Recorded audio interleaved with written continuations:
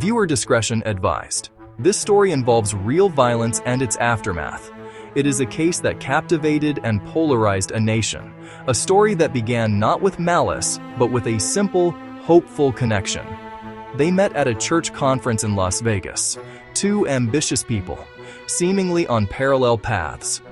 It was a setting of shared values and aspirations, a place where futures were being planned and connections forged. In this environment of optimism, their worlds collided. Travis Alexander was a man defined by his drive. A successful salesman for the legal services company PPL, or prepaid legal, he was also a burgeoning motivational speaker. His life was structured, his goals were clear.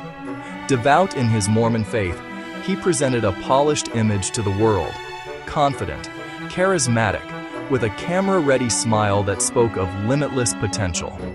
He was building an empire, both professionally and personally, and was looking for a partner who could fit into that carefully constructed life. Jodi Arias was, in many ways, his counterpart. A budding photographer with an artistic spirit, she was described as equally charismatic, but with an intensity that drew people in. She was searching for her place, for a sense of purpose and belonging that had so far eluded her. The structure and community of the Mormon Church, which she would later convert to under Travis's influence, seemed to offer the stability she craved. She was eager to please, to fit in, to find her anchor. At first, the connection was electric. Their initial interactions were filled with the spark of mutual attraction and shared ambition. There was an undeniable chemistry. But almost as quickly, that clarity gave way to confusion. Their dynamic was a study in contradictions.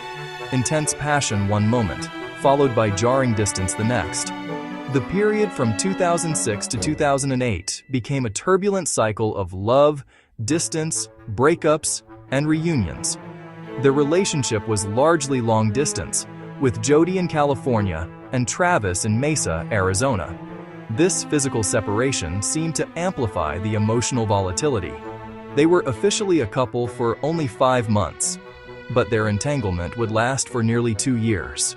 It was a relationship that refused to neatly end, a connection that neither could fully sever. As time went on, the lines between romance and obsession began to blur. Their communication, documented in thousands of emails, text messages, and instant chats, tells a story of escalating dysfunction.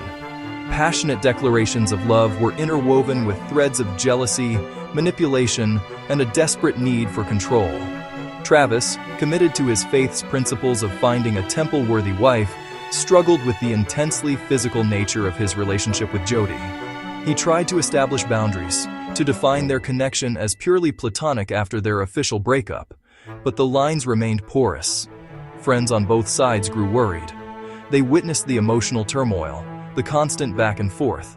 Travis confided in friends that Jodi would show up unannounced, that he suspected her of accessing his social media accounts. There were reports of her slashing his tires. Lines were not just crossed, they were repeatedly erased. The boundaries that define a healthy relationship had thinned to the point of non-existence, creating a space where insecurity and possessiveness could fester. Then came June 2008. Travis was scheduled to go on a work trip to Cancun with a new love interest. He missed his flight. After days of unanswered calls, his friends went to his home in Mesa, Arizona to check on him. What they discovered inside was a scene of unimaginable horror. On June 9th, Travis Alexander was found brutally murdered in his master bathroom. The dream had become a nightmare. The investigation began immediately. In an age of constant connectivity, police didn't need to rely on old-fashioned detective work alone. They began to follow a modern breadcrumb trail, a digital footprint left behind by the killer. The case would become a landmark example of how our digital lives can become an undeniable record of our physical actions. The evidence was layered and damning. Investigators pieced together a timeline using timestamp photographs, cell phone pings that tracked a journey across state lines, and receipts for gas cans purchased in a car rented under Jodi's name. Each piece of data was a pin on a map, a tick on a clock, drawing a direct line to the scene of the crime. But the most crucial piece of evidence was discovered by chance. Inside the washing machine in Travis's laundry room, investigators found a digital camera. The killer had attempted to destroy it, to wash away the evidence it contained. But the memory card was salvageable. Forensic technicians recovered the deleted files, and what they found was a chilling photographic timeline of Travis Alexander's final hours, including intimate photos of him and Jodi taken just before the murder, a photo of Travis in the shower, and a final, accidental shot of what appeared to be a bleeding body being dragged. The camera had documented its own owner's demise. The physical evidence was just as compelling. A bloody palm print found at the scene contained DNA from both Travis and an unknown female. Hair found in the bathroom was a match to Jodi Arias. The forensic science tightened the circle, corroborating the story told by the digital trail. When first questioned, Jodi claimed she hadn't seen Travis in months. But as the evidence mounted, her story began to crumble. The web of alibis she constructed was systematically dismantled by investigators.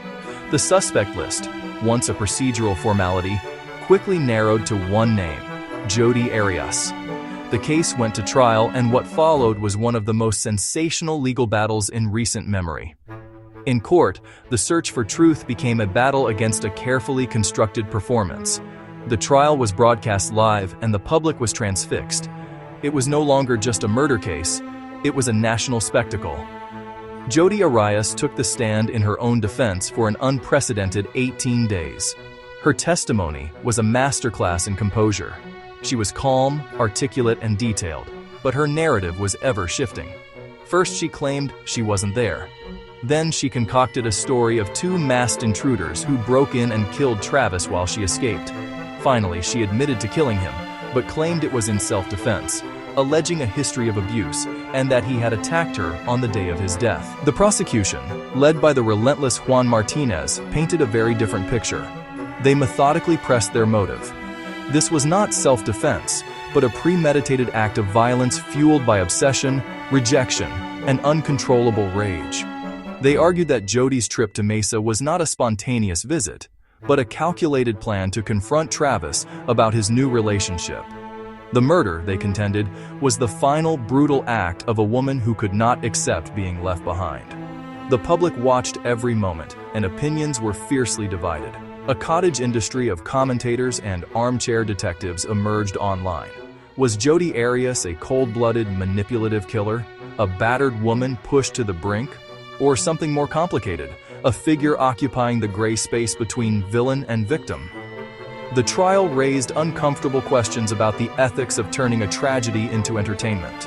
After years of investigation and a trial that spanned months, the jury delivered its verdict: guilty of first-degree murder. The decision affirmed the prosecution's narrative of a premeditated, calculated killing. While the jury deadlocked on the death penalty in two separate sentencing trials, Jodi Arias was ultimately sentenced to life in prison without the possibility of parole. Beyond the salacious headlines and the courtroom drama, the case of Travis Alexander and Jodi Arias offers hard lessons. It's a stark examination of the dark side of passion, a cautionary tale about the critical importance of boundaries, and the devastating consequences of unchecked emotional obsession. It demonstrates how, in the modern age, love can turn possessive with alarming speed, and how the most profound danger can hide in plain sight, masked by charisma and intensity. The red flags were there, visible to friends and, at times, to Travis himself, but they were lost in the storm of a toxic and all-consuming relationship. This case endures in the public consciousness, not for the spectacle it became, but for the chilling warning it provides. A reminder that the line between devotion and destruction can be terrifyingly thin.